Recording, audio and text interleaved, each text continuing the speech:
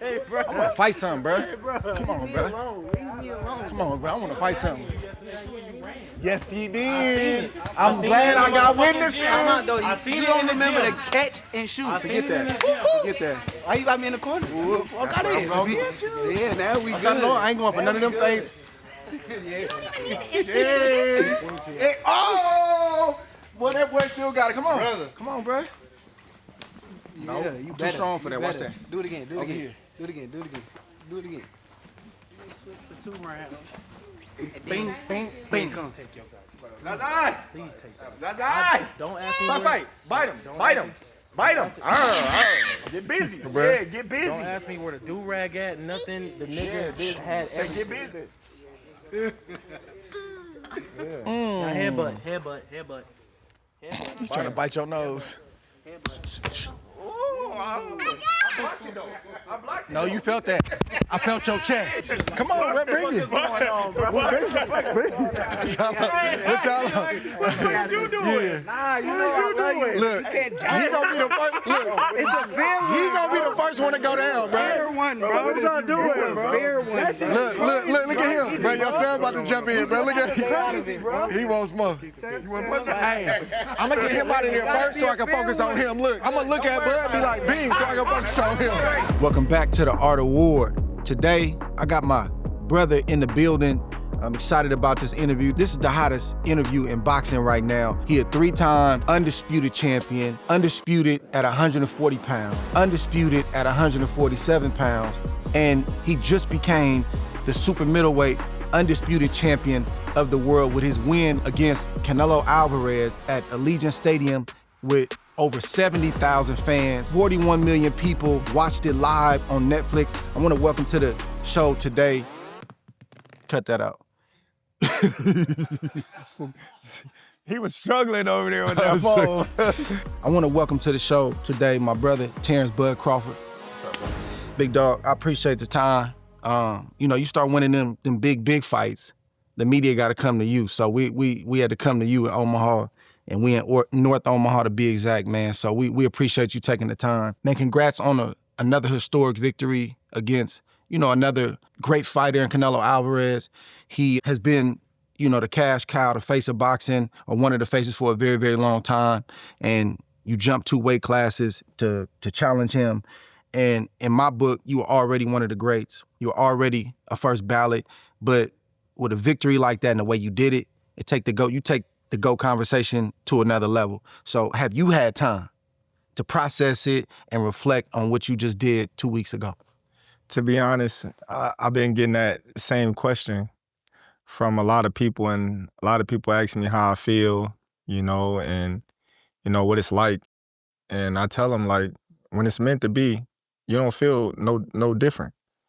Like, honestly, I don't feel no type of way because I already knew what I was capable of. I already knew what I was going to do once I stepped in the ring, which was win, like I've been saying.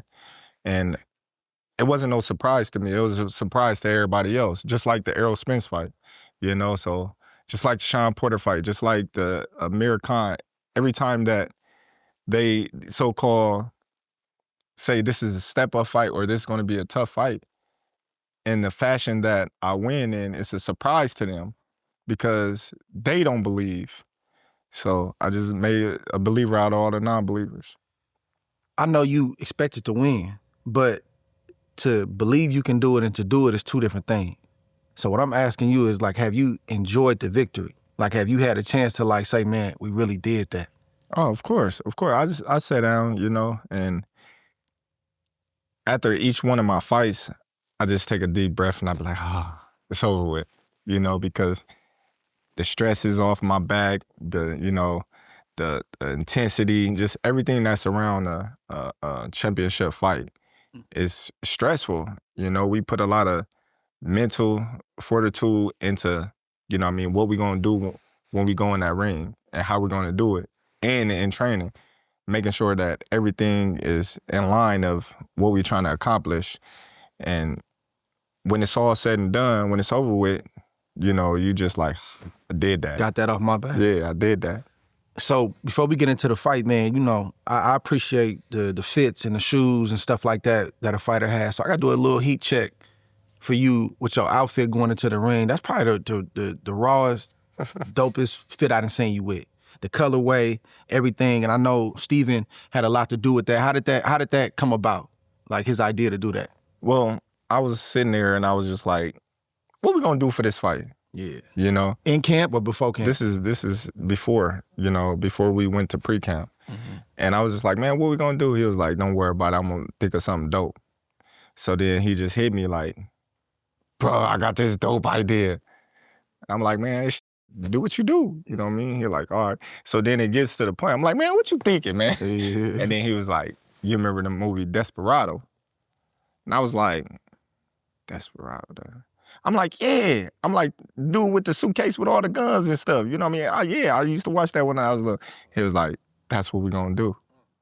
And I was like, that's dope. He was like, because everybody always coming out with the sombrero, you know, the Mexican colors and all that. He was like, man, we're not doing that. We're gonna do something totally different.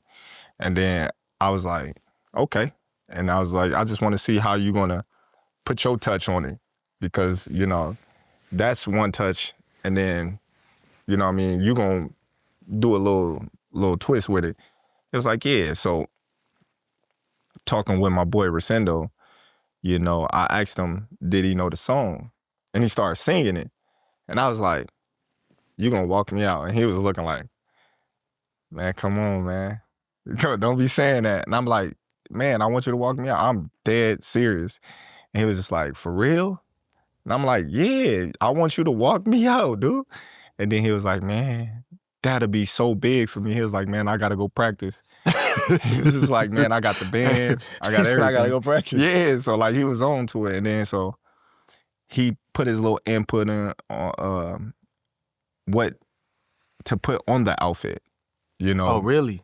He had to say too. Yeah, so he was just basically like, okay, well, you know, this is popular in the Mexican culture. You know, this is, you gotta have this on there, on the trunks, because this stands for this.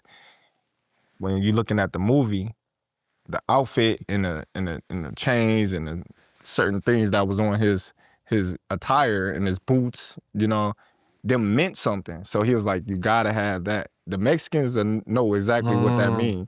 He was like, y'all probably don't know what it means, right. but they do. So, you know, he had a little input, and then Off-White, they came in and put a little twist. Yeah, tell me about the Off-White collab. Yeah, so Off-White came in with Everlast. They put they twist in it, put a little of their colors in it, and changed a little bit of, you know what I mean? Like, I had guns on my, you know what I mean, my belt line. You know what I mean? They took them off. But all in all, the outfit was smooth. It was cool. You know what I mean? I'm mad that they didn't get to see the side of the case, because the side of the case got the guns painted on it. You know, so that was an accident, or they didn't want you to show it. No, they just didn't show it because I was coming out. They didn't get to see the side. Got you. I should have been the one, you know what I mean, to turn it to the side. Like, yeah, the show, because in the movie, the guitar case is full of weapons. You know what I mean? And I felt like it was a message that I was the weapon that night, you know? So that was all. What up, fight fans? It's your boy Ak. We have a super entertaining fight coming your way. Join in on all the action with our partners at DraftKings. Okay, Barack, the Mexican monster, right? Mike Tyson coined David Benavidez this. He's fighting Anthony Yarde, who I respect very much. Right. He's a very good fighter. This fight is going to be more competitive than people think. We know what Benavidez can do, but Yarde has a chip on his shoulder, and he knows the opportunity that's in front of him. First of all Anthony Yarde's fights are competitive. The thing is that he's fighting somebody who's young. Yeah. He's fighting somebody who's young, who's on a tremendous roll, one of the best fighters in the world. I don't know how long that fight might last, but I do think that he might feel that this is one of his last chances. Yeah. So when a fighter feels like that, he's gonna come in shape. It's gonna be a tough fight. This is going to be one of those fights that you don't wanna miss. Check out everything that DraftKings has to offer and sign up with our code ATSFights. The crown is yours. With so many different ways to play, DraftKings has something for every sports fan. Join in on the action all night long. See what DraftKings has to offer via the app or the website. Join in on the action right now. I can't believe you guys are still standing there. Go download the DraftKings app right now. And new customers, use our promo code ATSFights to level up your fight night experience.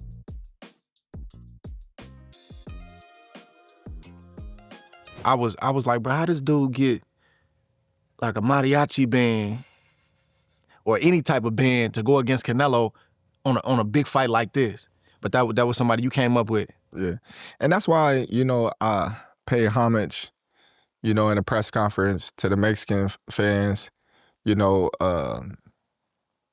the fight and, before fight weekend. When I was like, I love Mexico too, because I have a lot of Mexican supporters.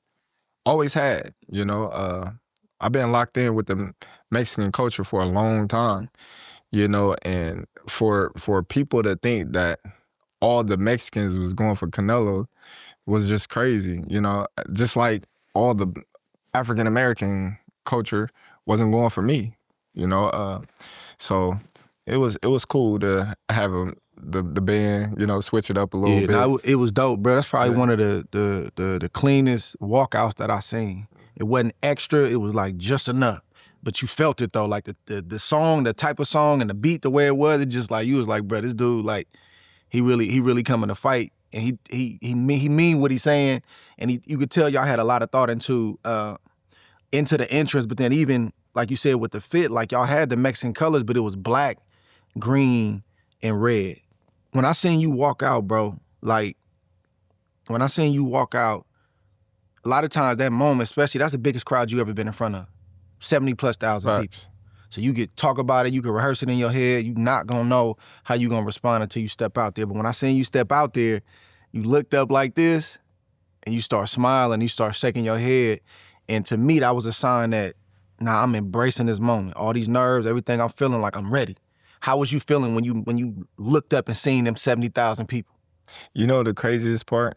I say I went to WrestleMania, and it was at Allegiant Stadium, and when I walked out, and like all the people was like, Terence, that's Terence Crawford.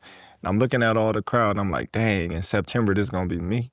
And I was nervous, and I was like, dang, man, there's a lot of people in here. You know what I mean? But fight weekend, I wasn't nervous at all. The whole week? The whole week. And it's crazy because I don't never get nervous until the night before the fight in the dressing room. But this whole time, it's like I was emotional, in the dressing room. I was just emotional, and I was just like, man, you finally here. You about to make history. I just kept saying, you about to make history. And it took all these years and all this things that you had to overcome to get to this one moment. So when I came out, I never smile or laugh when I'm walking to the ring. Yeah. But I was just like, I'm about to shock the world. I just felt it, and when I got in there, I just was so loose. Like, I never take a stroll around the ring. If you watch any one of my fights, any one of the 42 fights, I come in the ring, I go to my corner. I didn't hit my little circle around the ring, everything. I'm feeling good. I'm feeling great. I'm like, they just don't know. I had a fast walk to the ring. You did. He had a slow walk to the ring. Yeah. And I look at things like that. I'm like, oh, okay. He just taking his time, taking his time. I'm ready to go. That's just how that night was. It had to be weird though, walking first. You ain't walked first in a long time. I walked first before.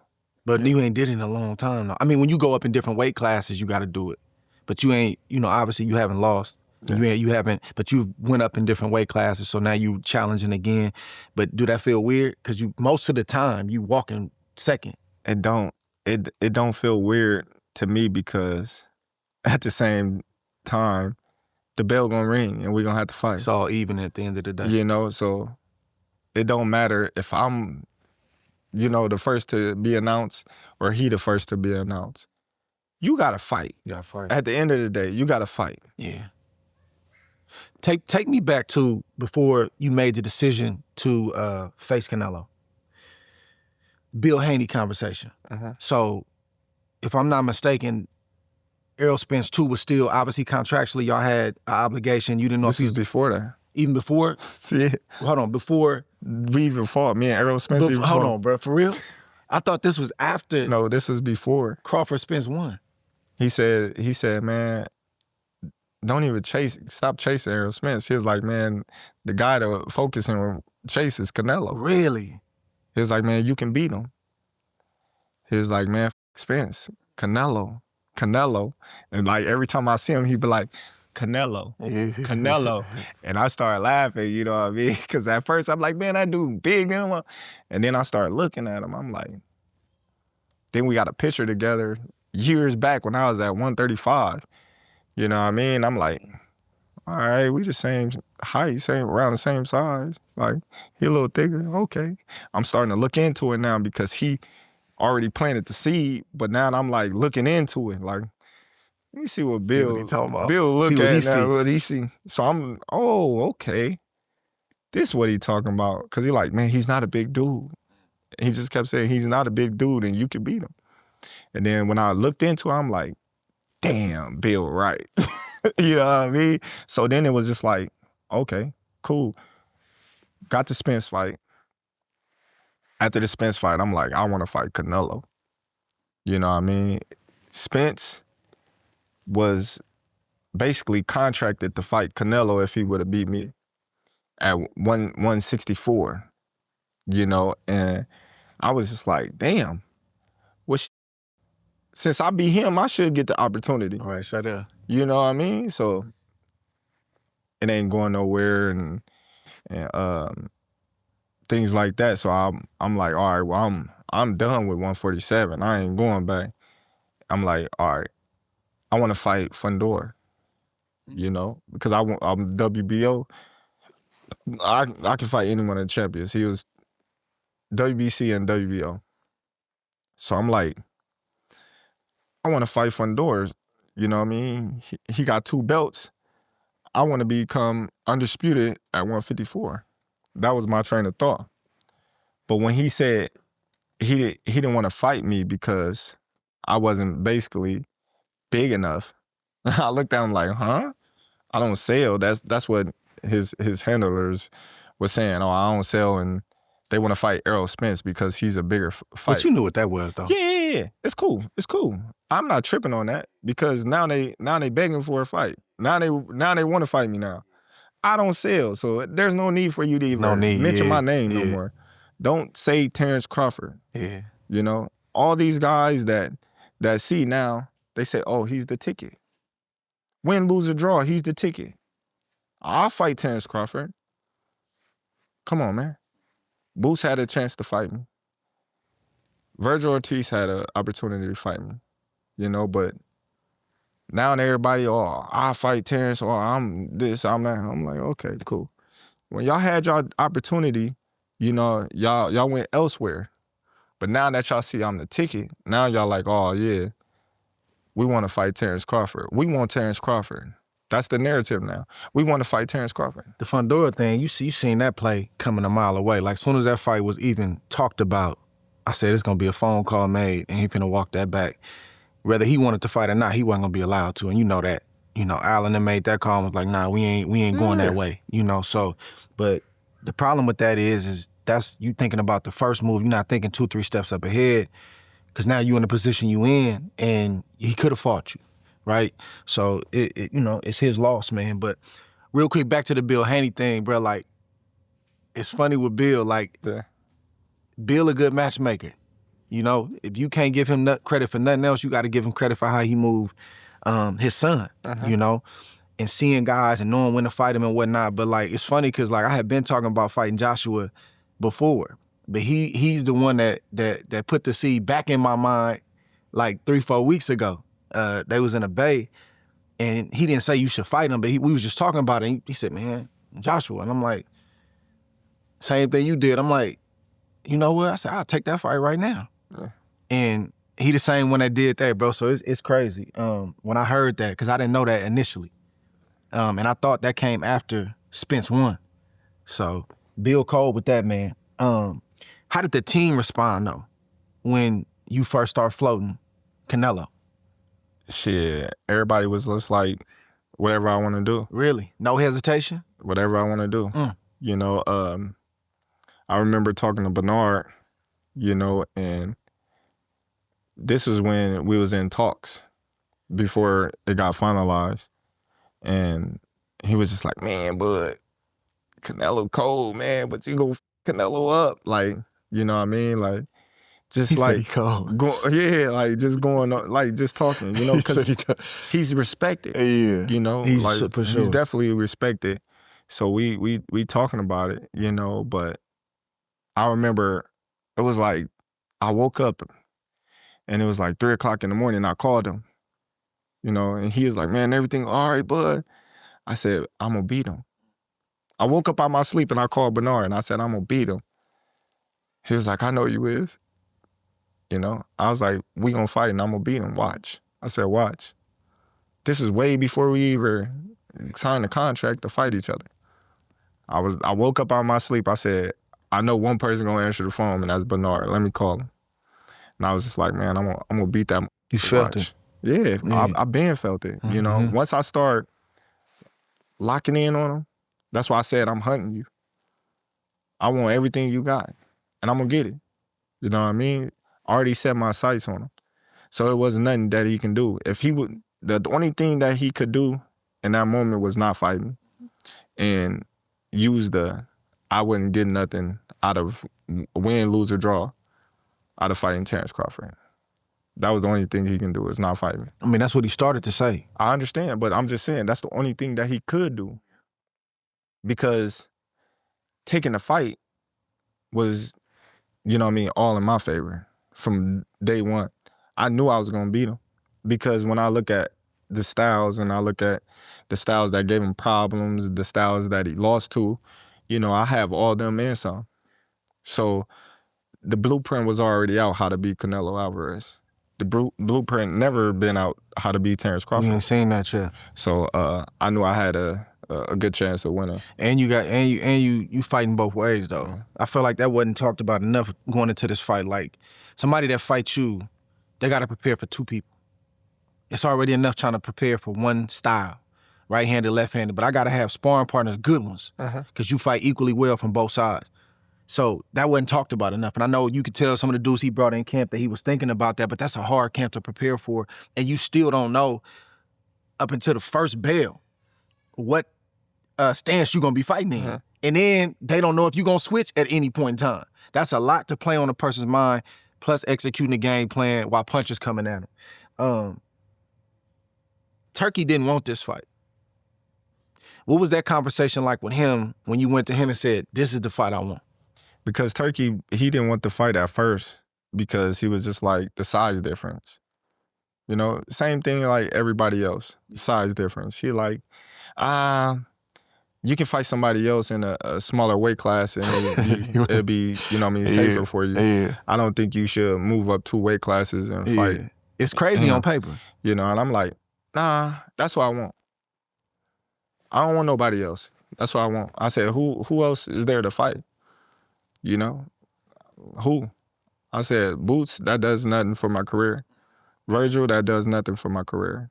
I said, look at Majimov. He was the #1 154-pounder in the division. I went up and fought him, and everybody, oh, he fought this guy. Yes, he was the #1 champion, #1 guy in the division. That's why I fought. That was avoided by a lot of people. Tricky style. That's why I fought. Yeah. You know, so he was just like, we can fight somebody else. I know, that's what I want. And he like, okay. That's who you want? Then that's who I'm gonna go for. That's how I'm gonna see, you know what I mean, if we can get it done. So a lot of people looking at Canelo like, oh man, Turki had to pay him all this crazy amount of money for him to fight Crawford and this and that. No, he got a 3-fight deal +1. You know, Turki did pay him a lot of money, you know what I mean? But in that option, he had to fight Terence Crawford. You know, so everything worked out, you know what I mean, for the best. Yeah. Can you talk about that though? Can you talk about your negotiations to make this fight? Like, I ain't saying numbers. I'm saying just the process to like get it done where you was like, all right, my side is done. I negotiated my side. It was tough. It was tough because I remember, you know, they all brought me in and it was crazy. They was like, you by yourself. Where was know? you at? What country was you at? I think we was in, I think That's when they had that big event. It was for in, Shakur was it fight. London? It was for Shakur fight. And Okay. I think we was in Saudi. Okay. So they brought me in there. Then we went to the little back room. And we was there for like 9 hours. Dang. Going back and forth. Dang. You know, they not budging, I'm not budging. I'm in that mug like this. I'm like, By yourself. by myself. And they like, and they calling Turkey. He's not, they talking in their language and texting and we going back and forth. And yeah, I'm like, man, I just want to talk to Turkey. They's like, you can't talk to Turkey because he's your friend. So they trying to protect Turkey from the friendship. Yes. Because he gonna give in. Yes. So they basically was like, you know, That's crazy. Hey, we gotta get the deal done. Yeah. You know what I mean? Like, you can see Turkey when you get the deal done. And I'm like, oh man, listen, y'all talking about ain't making sense. Yeah. You know Did you have a number though? Yeah. Or you kind of had a number like, I want to be in this range Yeah, right here? I had a number and it was just like, they like, man, listen, we gonna have to talk. so we all in that motherfucker for like, you know what I mean, 9 hours, dog. 9 hours, bro. I'm telling you. I'm Straight? Straight. That's Bruh. crazy. They tired, sleepy, irritable. Like you could tell everybody frustrated. But it was one time, it was like at a moment where we just sitting in that mug like this. Right. Just trying to figure it out. Like, Yeah. everybody just quiet. And I'm like, I ain't buzzing. man, I feel like y'all trying to jump me because y'all keep bringing people in to try to negotiate, and I'm like, that's I not ain't gonna moving, work. Yeah. You know what I mean? So we finally came to terms, and Did you get to terms that day or you got close that day? Everything happened that day. There ain't nothing. Dang. Ain't nothing. No, it's you. Not your lawyer. Not this guy. Not this guy. It's you. Yeah. You know what I mean? We talking to you, so you gonna have to figure it out. Mm. You know what I mean? And we can figure the contract stuff later. But far as, you know, the number, this is gonna be a number that you figure out. So we going back and forth and we figuring it out, and then we came to a agreement, and I'm like, man, it wasn't an agreement that they wanted. It wasn't an agreement that I wanted. So it was kind of like in the middle. So it was just like, let's roll with it. Then once we, you know what I mean, agreed to it, then everybody happy that we out this month locked up. Yeah. You know what I mean? And yeah, man, They say that's a sign of a good negotiation though. Yeah. When both sides leave not fully satisfied. Like, I really wanted this, but I take that. And they really wanted to do this, but we can agree to that. Did you talk to Turkey after? Yeah. What'd he say?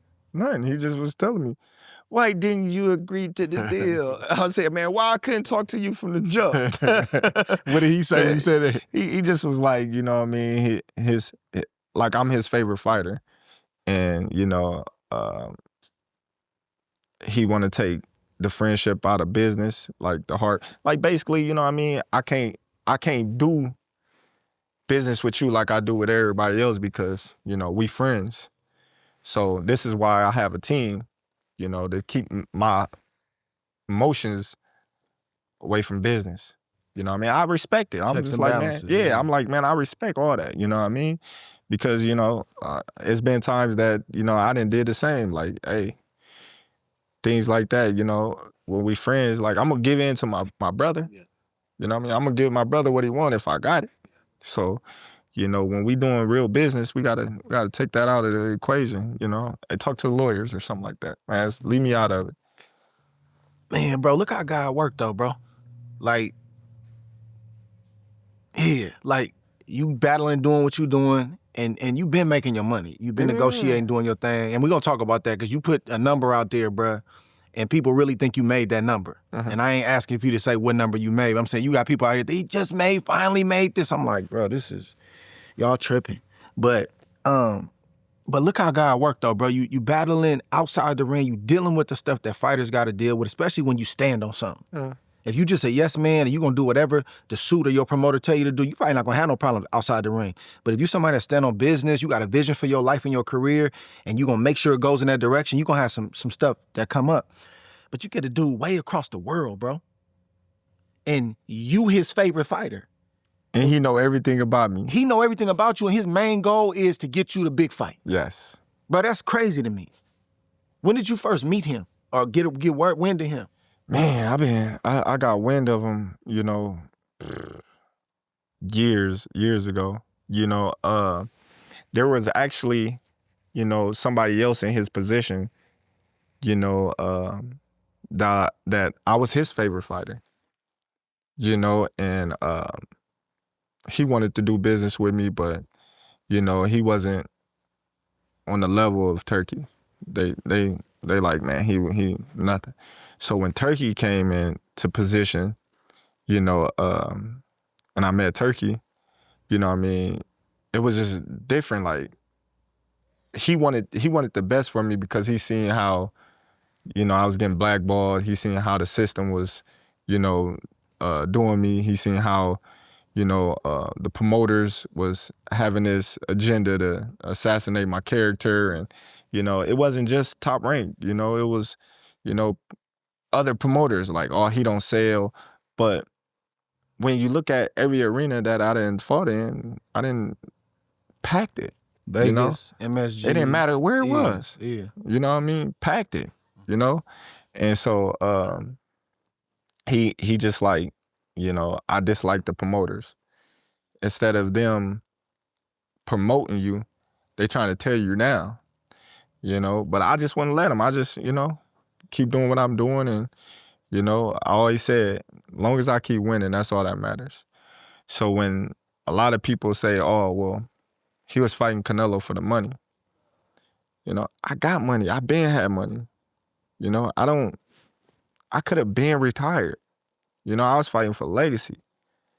Legacy was what I was fighting for because I knew beating Canelo was gonna do something that never been done before, you know? So my thing was, this is an opportunity for not only for me to shut all these people up that says all these negative things about me, but to be a slap in the face for all these promoters and managers that, you know, says all these things and say that I can't do this and I can't do that. Right.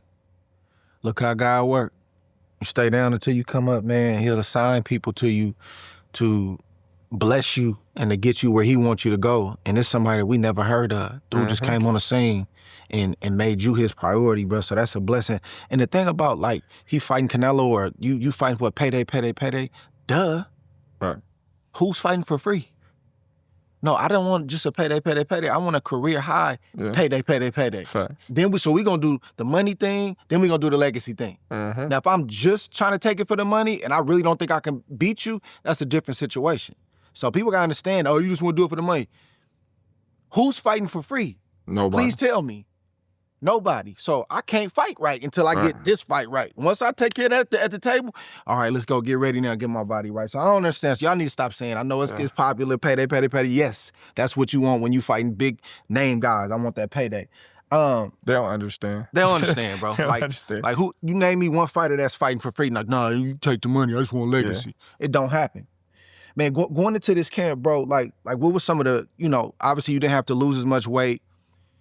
People made a lot about you being a smaller fighter. They didn't realize how much you was boiling yourself down to get to 47 and even 54. You cutting in the muscle, and they didn't realize that you got a big frame. So, like, how much did you go into camp? I seen what you posted on the scale. Some people said it was cap. I believe it. What was the number that you came into camp at? Shit, man, I don't know. Can I say your number? The number you posted? Man, I don't know, man. Okay, I got you. Say, I got you. I know what I posted. I got you. What was it, 186? Yeah. I think it was 86 and a half, something like that. Yeah. Man, listen. When I was fighting at these lower weights, I had to always keep myself from growing. You know what I mean? So when I was at 147, everybody like, man, he's a gym rat. I'm always in the gym anyway. But I had to stay in the gym because I had to, you know what I mean, keep my weight down and stay in reasonable, you know what I mean, touching range to be able to make weight. So like when I was able to work out, not worry about, you know, what I do in the weight room or what I do, you know, nutrition-wise, you know, my body just started doing what it do. Like, I didn't tell my body to just get bigger or nothing. Like, no, I'm naturally skinny. Like I tell people, I'm skinny, but I weigh heavy. I don't know why. You know what I mean? Like, but like when I started working out, you know, a lot of people don't know this, but I started working out for Canelo in February. This was a process. They think this happened overnight. You know, I started working out in February. Chet was like, come on, man. You gonna get this Canelo fight. We gotta start now. Yeah. We gotta start working on your legs, working on your power, you know, so you can withstand them big shots and you know you're gonna be punching your arms and this and that and this. So we already preparing for Canelo in February. So when they say, oh man, he just gained all this weight, nah, that was a process. You know, it was bulk and then cut. Yeah. I mean, that's how you got to get ready for something like that. And you chose also not to take a tune-up fight. So what was the math you did with that? He's still fighting, so some people say, oh, you're going to be sharp, you're going to be rusty. I don't believe in that. Some people believe in that. I don't, because I think you get your sharpness from sparring and in the gym. If you sharp in the gym, you're going to be sharp in the fight. That's just me. A lot of people don't believe that. They say, oh, well, you know, the fight is different than, you know, in the gym and sparring and stuff like that. I'm saying, yeah, it is. Yeah, it is different. But at the same time, you know, you still getting punches thrown at you. You still, you know, gotta, you know what I mean, move properly in the gym. So me being in the game for so long, your body needs rest. Yeah, especially as you get older. Your body needs rest. So when you having these camps after camps after camps, thinking that, you know, I'm staying active, you constantly tearing down your body. Yeah. So when they say, oh, well, Terence, he fights one time a year, you know, that's cool. You know what I mean? For me, if I fight twice a year, that'd be great. But one time a year, you know, hey, I'm giving my body the proper time it needs to recover, you know, because as I got older, that's just as important as anything else is recovery. You know, so when you listening to your body and your body telling you, oh, my knees hurting from all this running, my ankles hurting from all this running, my elbows is hurting, my hands, my wrists, you know, my neck, you know, things like that. You gotta listen to your body and just say, all right, decompress. I'ma just chill out and let my body just do what it do. I know you had a great camp, but brother, you finna be 38 soon, like in a day or two, couple days, right? How was that last camp you just had? It was great. I know it was great. Well, did you feel different at 37? A little bit, yeah. You had no bumps and bruises?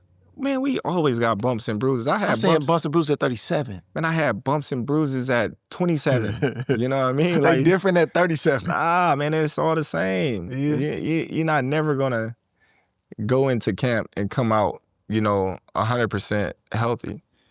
You know, and a lot of people is asking me, you know, how did I feel? You know, I had a lot going on in camp. This fight, the last fight, the fight before. Life stuff and the pressure of the fight. Yeah, but like injuries too. Injuries too. Like, so you didn't go into that fight 100%, you think? I ain't ask for no details. No, not at all. No, I don't know when did I ever win in a fight. You know what I mean? But like these last few years, I'm way past 100%. But it's just what we got to deal with. You know, that's why we have the technologies we have to recover. You know what I mean? Some days, like you told me this, you and Tim Bradley, if y'all went in there and be like, hey man, you need to take some days off, like a whole day off. You know, not no active rest, just a whole day off. You know, recover. Just go sit in the sauna, or steam room, or jacuzzi, something, just relax. I still would be running myself in the dirt because I always felt like if I put more days in work, then I got just as much days over him, then he's not gonna be able to catch up. Yeah. You know, so if you resting and I'm working, I got you. Cause in the heat of the battle, when it comes time for us to go head to head, you gonna gas before me. I really believe that. If I take my body through hell in training camp, you know, and I'm tired and I'm aching, I'm pain, and I got all these pains, and I'm working through that, what can you possibly do to me to stop me from doing whatever I want with you? You know, I already been through the fire. This is fun now. You know, my body was aching, hurting, and I was like, in my mind, you better keep going. Ain't no stopping. So in a fight, you know, if I get tired or if I get hurt or anything, you know, my instinct's gonna pop in. Oh, we been tired before. Then that second wind kick in, then it's, you know, kill or be killed. Yeah, that rest, man, especially as you get older, like I said, bro, it's essential, dog. Uh-huh. You gotta do it. Like, I wouldn't have did it either. I had a good coach, brother, you know, he knew me, and I fight with him all the time on it. But if he didn't do that, like my desire to win and not wanting to lose and all that stuff, I'd have overtrained every time. Uh-huh. You know, so when you get older, you start spending more money on rehab, taking care of your body, massage therapist, physical therapist, and you do on actual training, bro. Yes. That thing shift. Your money starts shifting on that. Ice bath, you gotta do all of that. If you ain't doing that, you losing. You know why? Because you got everything already. You is who you is. So when you younger, you trying to find your way. You trying to learn as much as you possibly can. You trying to see what works and what don't work. You know? So it's like, man, I gotta do this. Man, I gotta spar this dude to see if I'm on that level. But when you get to a certain level and you get to a certain age, you already know what works and what don't. Yeah. You know what you gotta do. So it's like you don't gotta drill yourself in the ground because you already know how to get there. You know how to get ready. You've been there before. Yeah. You know what it feels like. So it's like, oh yeah, I take a little time to let my muscles recover, you know what I mean? Then I can get more out of it. You're gonna be stronger You know, the next day. The next day. Because because the experience. But when you don't got the experience, you trying to figure it out. You like, man, I gotta work. I gotta grind. work. Yeah. But then when you get to that point where you know, like, oh, I can take a rest day because, you know, let my muscles, you know, recover so I can get more out of it. In this fight, I ain't gonna get tired. I've been here before. I put the work in. That was always my fear, is being in a fight and getting tired to where I couldn't perform. Ooh, man. And he not tired. And I done lost like 2-3 fights in the amateurs, and they was hard. And I'm talking about me fighting for my life. Right, and I'm right, like, I never want to experience that ever Yeah. again. Straight up. So I would just work tremendously hard to where it's like, that's the only way you can beat me, is if, you know what I mean, I don't prepare properly. Man, I want to get into the fight, bro, but how does Terence Crawford spend the day of the fight for a big fight like that? How did you spend the day of the fight, like before you went to the ring? The whole day. Yeah. Just you have chilling. any visitors? You got any people coming to see you? Yeah, people come here and there, but I be chilling. Yeah. I thrive in chaos. I was brought up and born into chaos, like around me. So like when some people, they be like, man, they gotta be quiet. I don't want people around me. I don't want no noise, no nothing. No. Man, that don't affect me.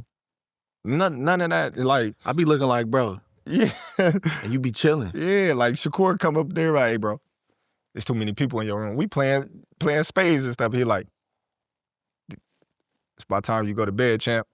I'm looking at Shakur. I'm like, yeah, you right. I'm gonna go to. All right, y'all gotta go. I got my little bro, man, kicking everybody out. It's time for me to go Time to sleep. go. Then I just lay down. I'm like, man, I ain't even sleepy, dude. All right, try to. As long as I'm resting, you know what I mean, stuff like that. But nothing affects me when it comes to like me getting in the ring because I'm already locked in. Once I lock on something, nothing else matters at that point in time. Like when I'm locked in. Like we can have a fight, we can argue. I was arguing before my fight. I was arguing, you know what I mean, all night. That doesn't once it's time to lock in, none of that matters. It's like I got a blank memory. Like none of that, I don't remember none of that until after the fight.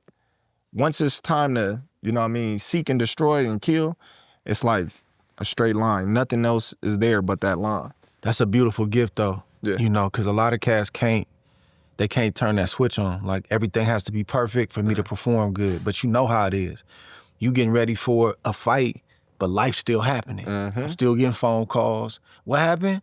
Who did what? What they say? Yeah. You like you say, you got arguments going on. And this stuff the week of the fight.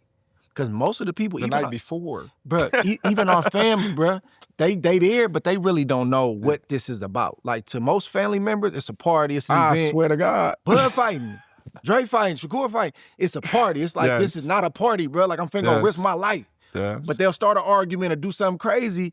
But for you to be able to turn that switch, brother, it's a beautiful, beautiful gift. Yeah.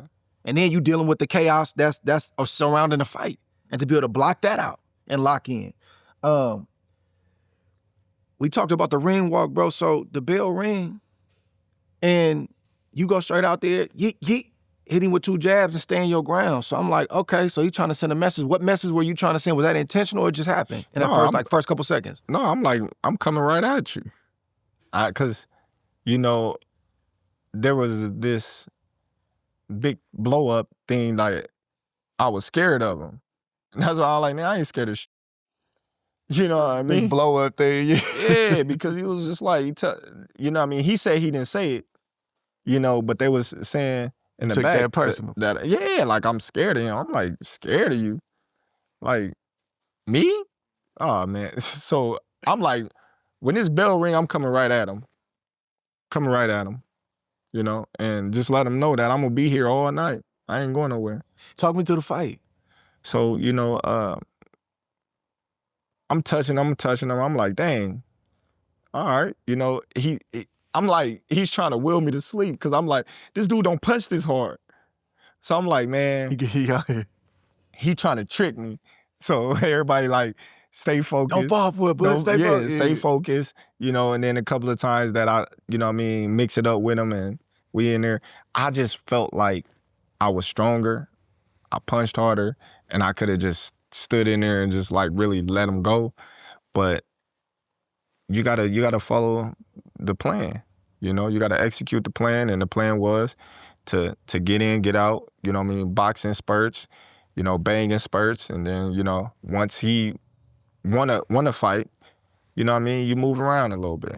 Yeah, man, your body language, which is really big when I'm watching a fight like that, especially when it's a person that's supposed to be scared of somebody, right?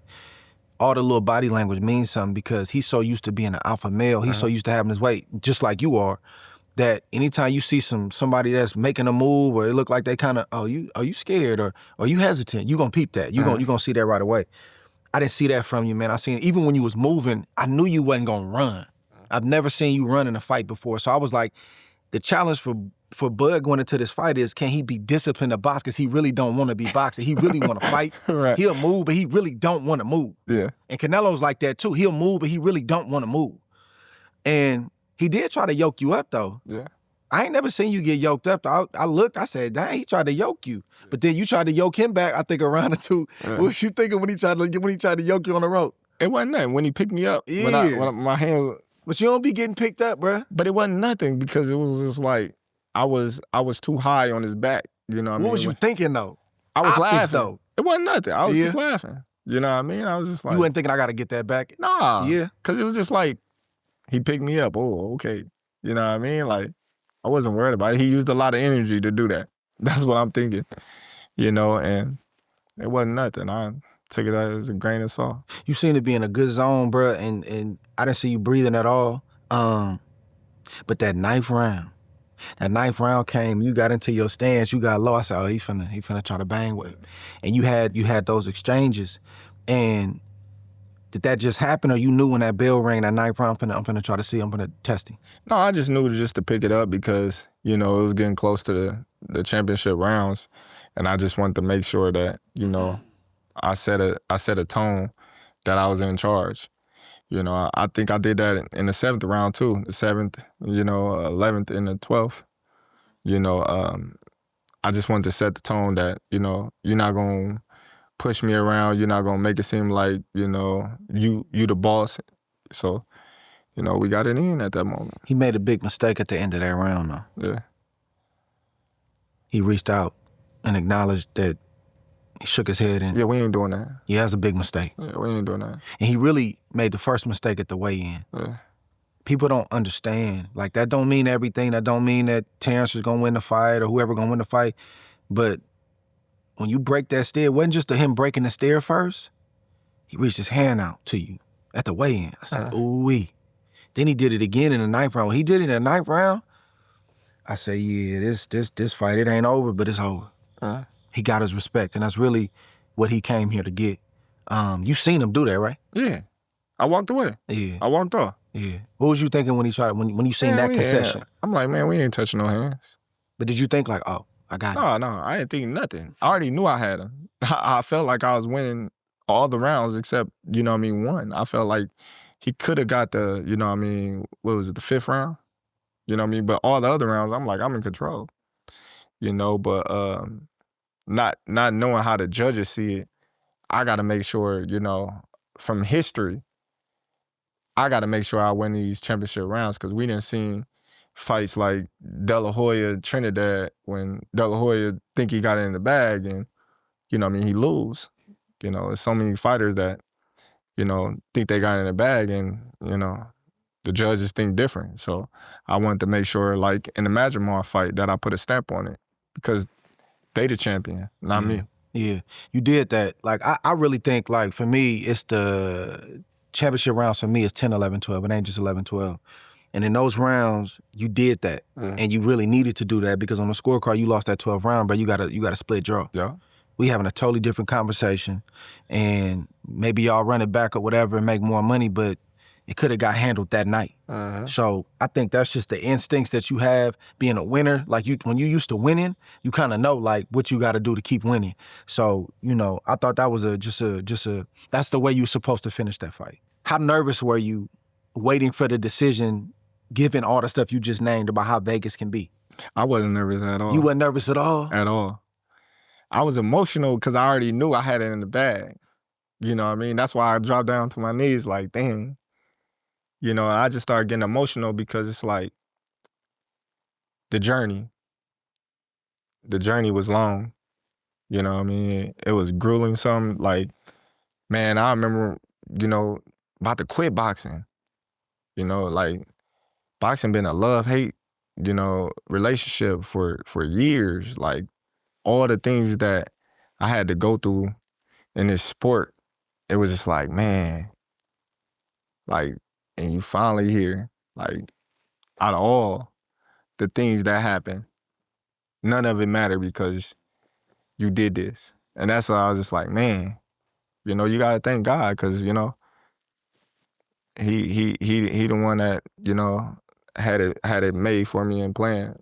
You kept saying that though before the fight. I heard you. Well, I don't say you keep saying. You said it a couple times that it's already written. It's already written. Where did that come from? Like that mindset and it's just my mindset, you know. And I remember, it's crazy because when I got shot, you know, a couple of homies was like, you know, scared and like, cause a couple of homies they had fought, you know, and we knew my was gonna slide. I'm like, man, y'all niggas scared, man. Like, let's go. Like, what we doing? Like, if something gonna happen, it's gonna happen. We can't control it. That's how I always live my life. If something gonna happen, it's gonna happen. Like, me nor you can stop it from happening, no matter what. Boom, I get shot. Bam. Like, damn, my dumb ass got shot. I should have left. You know what I mean? Get shot through my car. So on the stage, I'm like, it's already written. What's gonna happen is gonna happen. You can't stop it from happening. The fans can't fight for you. It's already written. It's destined. That, you know what I mean? I'm here for a reason. You know, it's not you, it's me. I'm highly favored. God is blessing me and showing me and using me, you know, as a tool that anything's possible if you just believe in him and have faith. So there's nothing that Canelo could do that night that, you know what I mean, was gonna change destiny. So I was just like, man, I let everybody know. You know, it's already written. Like, that's why I wasn't nervous. That's why I wasn't worried, because I knew I prepared myself to the best of my abilities, you know, and that I have the skills and the ability to do anything I want in the ring. Yeah, man, that's powerful, because you got to have the works part. You got to put your work in. You know, you can't be saying, nobody can say they believe in God gonna do this for me, and then you don't put the work in. Faith without works is dead. You know, you got to put both in. But to have faith in a power that's higher than you, it brings you a lot of peace, because you know I can only do so much, like you said. But then your mindset, though, that's the part that, you know, I think you can develop that over time, and I think that it can become stronger and stronger. But it's a lot of great athletes in the world that are maybe more skillful than you, skillful than different people, but they don't have that thing that lock in, that deep belief that I don't care what you say, this is what's gonna happen tonight, and then go out there and do it. That's the separator. You feel me? That's the different stuff, and that's why you only got so many all-time greats. You only got so many greats, and then you got everybody else. Yeah. After that fight, either the press conference or in the ring, did y'all have any exchanges? Did he say anything to you? Did you say anything to him? No, he just was thanking me and telling me that it was an honor for him to share the ring with me and things like that. And I was just like, man, same. You know, like, I respect Canelo. You know, like, I've been a fan of Canelo since day one. So, like, to be able to share the ring with him, you know, it was dope, you know, and for him to give me the respect that I always gave him, you know, it was definitely dope, you know, it was dope. I gained a lot more respect for him, the way he handled that, because he could have played, you know, he could have played the, oh, look, I did it, I thought I did enough. That's all he had to say is, I thought I did enough. And that would have lit up his fan base, and it would have been a whole discussion about it. And he could have took that route, man. And I know dude is a competitor. He didn't get where he got to not being that. But the way he did that, man, bro, I really respect that about him, man. He didn't make no excuses. He didn't take nothing away from your moment. No, nothing, yeah. Yeah. That's why I said, man, like, it was dope. You know, you got some of the reporters, you know, trying to persuade what was going on in there, and he just kept it solid. Like, you know, they like, what was it? He like, everything. He has everything. You know, and I was thinking, I was like, man, that's dope, because they still trying to take it away from me. You know, they still trying to put their narrative out there. But he like, nah, he got everything. He won the fight. You know, it just wasn't his night. You know, and I respect that, because, you know, he handled his loss like he did all his wins. I respect it too, bro. What was the first thing Turki said to you after the fight? I don't even remember. I think it was like, good job, congratulations, or something. Yeah. Can you explain to the people, bro? Because it's a whole lot of confusion online about why you gave them belts back. People really think you got them belts and you were supposed to keep them and you gave them back. Can you explain to people why you had to give some of them back? Well, you know, belts is like a trophy, you know, so of course, after the fight, we get the belts. We get to take pictures with the belts. But them his personal belts. I'm gonna get my own personal belts. Well, we gotta return the belts. So the respect that I have for him, just like I have for Spence, you know, just like I have for any other champ that I took their belts from, I personally wanted to give the belts back to Canelo. You know, that's a sign of respect. So, you know, I'm looking for him. I'm like, hey, you know, where Canelo at? They're like, oh, he in the press conference. They didn't want to let me in at first because they thought that we was trying to, you know what I mean, be on bullshit or whatever the case may be. So I like, hey, man, open the door, man. I'm trying to give him his belts back. Like, I can come by myself because, you know, I was with everybody and they was just like, all right, you know what I mean? We don't want y'all trying to come in here and bombard his press. I said, I wait, you know what I mean? Like, it's all respect, you know, and I just, you know, told him, thank you again, you know what I mean? This is like a sign of respect. I want to be the one to give you your belts back because, you know, you didn't have to fight me, and it's just, you know, a sign of respect. That's one thing I've always respected about you, bro, is like, you know, you are a competitor, but when you win, you don't disrespect nobody. You don't try to, you know, drag nobody through the mud. Like the same thing with Spence. You know, all the talk that was had and all the stuff that was said, not just from him, but just fan bases. You could have easily did that, you know, and been like, I told y'all. And you did do that, but it wasn't in a disrespectful way. And you probably could have celebrated more and you didn't, bro. So I respect that about you. You know when to be a competitor and when to be a man and say, you know, I've done enough. Man, what's life been like for you? I know your phone blowing up since that win, bro. Man, it's the same. My phone been blowing It's the up, same? but it's the same, bro. Like, man, I live a chill, humble life, man. Come on, bro. Come on, bro. Man, It's your life is the same? I'm saying your personal life, but I'm saying you don't have more noise around you. Hey, can I get bud? Can I get bud? Can I get bud? Well, they probably calling Julie now. Julie get blew up? Yeah, Julie probably get blew up for me to do all kinds of interviews, but I'm chilling, man. Like, of course my phone been going crazy. Like, man, sorry all y'all fans, you know what I mean, that inbox me if I ain't got back with y'all. It's text lit. message. Inbox lit. Man, it's been crazy, you know what I mean? But I just been like just focusing on my family, chilling, you know what I mean? You been away. Yeah, enjoying, you know what I mean, the downtime and things like that. Man, bro, that's the best. That was the best feeling to me, bro. Better than the check, better than the win. When I've been gone from camp and I go back to my house to be with my family, and then I be in my mind because I've been in camp so long. I'm like, damn, I gotta go. I ain't gotta go nowhere. Yeah. I gotta get up. I ain't gotta get up. I'm home, and it take time to get that out. Well, I do. What you gotta do? So as I got home, it's like, man, I gotta get up, take these kids to I'm school. talking about training though. Oh, yeah, training different. I ain't gotta you know be at what the I mean? gym. Yeah. I ain't gotta run the mountain. I ain't gotta spar today. Yeah, Your brain's still yeah. kind of turned on to that, and you gotta remind yourself like, nah, I'm good. I can do my regular life. Yeah. You know what I'm saying? But you gonna get back in daddy mode ASAP. Yeah. Hey, it's like soon as you get done, you know what I mean? She hand you all the kids. Oh, it's my turn now. She been holding it down. Yeah. You know what I'm saying? You got an extensive real estate portfolio. Yeah. And maybe you didn't talk about this a lot coming up, but I thought that was an element, man, I wish you talked a lot more about because it speaks to who you are as a businessman and what you've done. How many properties you got if you cool saying it? Man, I got a lot. You got a lot? Okay. Hey, well, the thing is. But you know you done already said it though. I know. Okay. All right.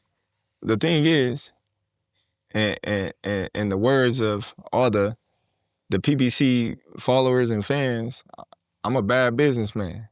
That's what they all used to say, remember? I should have just took the 70-30. I should have just took what Spence got me. I guess I'm a bad businessman, because look at me now. Yeah. And you playing Monopoly too, bro. You got your own street, Terence Bud Crawford. That's in the North Omaha. North Omaha. You got a lot of houses on there, bro. You playing Monopoly in real life. I own 11 houses on that street. On that street. 11. That's crazy. That's crazy. That's crazy. Trying to buy them all. You trying to buy some more? I'm trying to get them all, man. I'm trying to be the first that came up out the hood to say I own the hood. You bought it back. Bought your know, block No, back. personally own it. How can I call this my neighborhood if I don't own a house? Yeah. You know? Our people is, delusional at times. You know, they claiming things that their parents don't even own. You know, they written. But it's a beautiful thing that I'm blessed enough to be able to say I had a lot of great mentors, to guide me and teach me the ropes and show me new things, and me having the humbleness to listen, to be taught, to not think that I know it all, and that's just how God has blessed me. Because, when I started getting money, I wouldn't know what to do with it, because we wasn't ever taught financial literacy. We never was taught that in school. Our parents wasn't, you know what I mean, wealthy and things like that. So we gotta fend for ourselves. We gotta learn on the road. We gotta learn, you know, from the people that's making all the money. We gotta learn from those people that do what they do, you know. And I was blessed a long time ago to invest my money the right way and, you know, put it in the right, you know, portfolios and, you know, 401k, this is everything, you know, trust funds, all that stuff, you know. So, yeah, I can just say I'm blessed. Man, you breaking generational curses. For sure. You know, it's powerful. I don't like being on message board and nothing and bringing up no rumors, but it's a little rumor out there that you might be. I seen an old video of your mama saying you might be cheap. Now, some people say frugal, right? They think frugal and being on top of your money is cheap. Would you say you cheap? And what is cheap considered? What is that? I don't know. I don't know. They been calling me cheap since I was a little kid. Why though? Because I used to always just keep my money. You ain't spend your money? Mean? Like, so you got a little kid. You got a little kid that's like 15 years old, probably with like 30 bands. Mm-hmm. That's at crazy. 15. That's crazy. But Dusty. Yeah. But you stacking it though. Hey, Dusty. You stacking it though in the cup. Like, man, hey, let me get $5. Yeah. Or let me get $1. You be like, man, I only got a $10 bill. Mm-hmm. I ain't breaking no $10 bill to give you $5 or $1. Right. You know what I mean? And it's just like everything I got, I earned. Like, you know, when I turned 16, I bought my own car. Like, nothing was given to me. Nothing was given to me. My mom stopped buying me clothes in the 7th grade because her and my dad got in an argument. Mm-hmm. She mad at you. No, her and my dad got in an argument. But I'm saying, did she stop buying you stuff? No, they got in an argument. My dad said, oh, I'm buying all T clothes. Yeah. I don't want you to buy stuff. Yeah. She's like, all right. Yeah. Well, your dad gonna buy you clothes, so dad send you money. Things like that. I'm like, man, start buying my own stuff. Yeah. But I used to never buy stuff. I used to keep my money. You know, my mom, she'll buy me stuff here and there. Shouldn't buy you nothing. Your dad said he gonna buy these. Cool. But I always have my money. So my coach, my coach would be like, what you saving that money for? I can't take it with you. Because I'll be on tournaments, my dad would give me money. Yeah. I was get paid by USA Boxing. I had a little job at the airport and things like that. And I just never used to spend it on nothing. So everybody just always been calling me cheap. Cause I just always hold on to stuff. Hey, whatever you doing, brother, is working. Yeah. Keep doing it. Man, you got when you beat Spence, you came home, you had a celebration for all of Nebraska, bro. 15,000 people came out. I've never seen nothing like that before in my life. Y'all getting ready to do it again tomorrow. How does that feel to be able to run that back, especially coming off the win you just had 2 weeks ago? Oh, man, I honestly believe this one gonna be bigger than the Spence. Than the 15? Man, I think this is gonna be bigger than the Spence. Like, the support and the amount of people that came out, like, it was unreal. Was you expecting that many back then? Nah. That's why I said it was unreal, because it was just like, all these people here for you. Little old bud. You know what I mean? Like, you sit there and you think, you're like, man, dude, and you think about how far you done came, and you think about, like, the G unit and the police officers that used to mess with you, pull you over and harass you and things like that, and they all fans of you, they cool with you now, and it's just like, man, like, how your life did a complete 360 by just making different choices. Just different choices. Like, I could have easily been like, man, I'm gonna keep doing what I was doing. But I was just like, man, you know what? I'm gonna change my life. I'm gonna stop hanging out. I'm gonna focus on my craft and stop doing things that I was doing, you know? And God took me here, in a matter of, you know what I mean, months, just by me being humble and staying down. You know, my first call was Tim Bradley. That's what started it all. I wasn't fighting. I wasn't doing nothing. I was just chilling. You know what I mean? Training. And I got that phone call, and that was the light that sparked it all. You know, me sparring Tim Bradley, and then it's been up ever since. What does that win mean for B&B, your 3 coaches? You know, Saul, Red, and Bomac. They don't get the credit that they deserve. And Bernard. And Bernard. Yeah, Bernard. You can't leave Bernard out. Yeah. He wouldn't let you if you tried. But what does that mean for them, like saying that we did it again? It just shows that, you know, coaches can work together without having egos. You know, you never seen a team like me, ever. There's always been a head coach, always. Coming from Omaha, you never hear about these type of athletes, #1 athletes, and this and that and this from Omaha, Nebraska. So they don't get their recognition that they deserve. Because if they was in a bigger city, or if I had one coach that was doing the type of things that they was doing, they would have all the awards. They have all the awards. You know, if I was in a different city, if I was, you know, putting myself out there and acting crazy and got this big following, I would have had more awards than I do now. Because just the popularity back then, you know, and I felt as if, you know, I should have won the Fighter of the Year award when I beat Spence. I felt like I should have won the Fighter of the Year award when I became undisputed, because they didn't give it to me when I became undisputed, but they gave it to Lomachenko when, you know, I mean, he didn't become undisputed, but he was unified. You know, Devin had the WBC. They gave it to Usyk when he was undisputed. They gave it to Inoue when he became undisputed. But Terence, they didn't give it to him when he became undisputed in one of them reigns. You know, so it was a little biasness, like I always said. So let's see. They say, oh, he fought one time, but look who I fought and look what I did to him. That's worth 4 or 5 fights, yeah. What I did to Spence, none of them other fighters can compete. He was ranked number 5 in the pound for pound list. I'm beating people that's on the pound for pound list, but they say, oh, you're not fighting nobody. Canelo on the pound for pound list. Let's see what they do this time. They're gonna say I fought one time. See, that lets you know, like, fighters a little throwed off, man. You do something to them, they like elephants. They don't never forget. He gonna remember this till he 80 years old. He gonna be talking about how he should have been, and I got my list too. Trust me. I know you can't get into what's next. You might not even know what's next.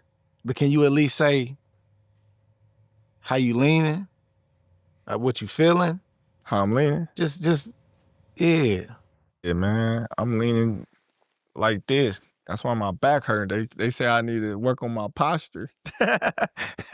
He said I need, and Julie over there, she gonna say, sit up. Sit up, Terence. Yeah, sit up. Like, sit up, Terence. I'm chilling, man. Like, yeah. To be honest, I don't know what I'm gonna do. You know, like I said, you know, everything's up in the air right now. I'm just, you know, enjoying my family, enjoying, you know, to be able to say, you know, look what I accomplished, or what I'm about to accomplish next. So I'm just chilling right now. I haven't even got the time to sit down with my team and talk with them and, you know, things like that. I talk with my family. I know with my family more, but, you know, it's a team effort. Turkey gonna make it hard on you, dog. We heard him fight week. No retirement. No retirement. He gonna make it hard on you, bro. Well, look, man, look, that's the thing. You know, you gotta have strong will. You know, because a lot of things gonna be thrown at you, but it's up to you to, you know what's right, what's wrong. So you've been making them decisions your whole career, man, so I know you're gonna make the right one here, brother. Man, you came out to the Bay, I think it was like 2021 or something like that. We spent a couple of days in the gym. You came to my house. You was like, how it feel to be rich? And I didn't really know how to answer you, dog. I was just like, yeah, feel good. How it feel? I'm gonna ask you the same thing. But how it feel? Tell me how it feel. It feel good. But how does it feel? And I know you've been getting money for a long time, but how does it feel, Terence, to be rich? It has its days. You know, It ain't always good. Huh? It ain't always good. You know, people think it's always good, but it ain't. But, you know, it's great being comfortable and not having to worry about nothing. You know, that's the joy of it. You know, you have no worries, and it's a tool that you can use to make you more comfortable. It don't make you happy, but it definitely make you comfortable. You know, so it's good. I'd rather take the pressure and whatever hard come with having money and people wanting it and trying to manage it than that other hard of not having it. That's a fact. But that's a fact.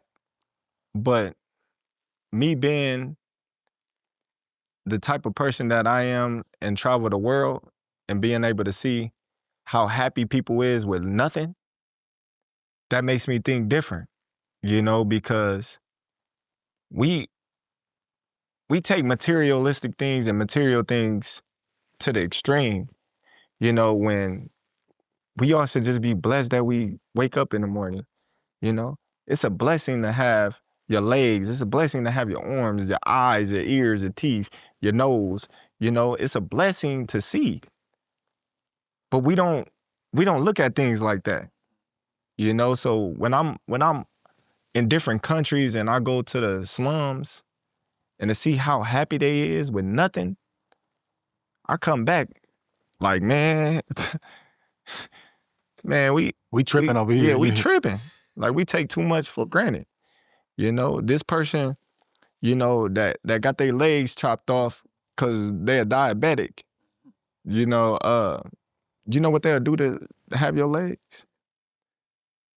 This person that's in the grave, that's passed, they ain't waking up in the morning. This person that's in jail for life, that's in a hole, he can't go outside and smell fresh air. So we take a lot of things for granted, and we think money is, you know, a tool that's gonna solve everything, and it's not. So me personally, being rich is cool, but I don't just wanna be rich. I wanna be wealthy so I can help the people that I need to help, you know, that's in need, that's gonna appreciate it and is gonna make me happy inside for helping somebody else. Come on. I'm happy for you, dog. I seen the journey. You did it your way. And sometimes when you, like a mad scientist, your way seem like it ain't working sometimes. And that's when a lot of people got a lot to say. But it was dope seeing you stick to what you believe, and you never left Omaha. They told you had to act a certain way. They tried to, when that didn't work, then they tried to spin it and say, you can't talk. He don't want to do media. That was a lie. Well, he's never going to do this. He's not going to beat this guy. And you stayed down, bro, until you came up. And you a great example, bro, not just for the youngsters, but for people like me. We have great conversations, but just, I'm a person that pick up stuff from just watching. So I've seen how you've moved, and man, I appreciate you, bro. And boxing appreciates you, bro. And you a great father, man. And but you got a house on Goat Street, my boy. You in that thing. And it's gonna be like that forever, bro. So congratulations, bro. You did that, man. Appreciate it, bro. Proud of you, brother. That's it for another episode of the Art Award. It's always a special time when I'm with my brother, man. And man, we'll see you next time. Peace.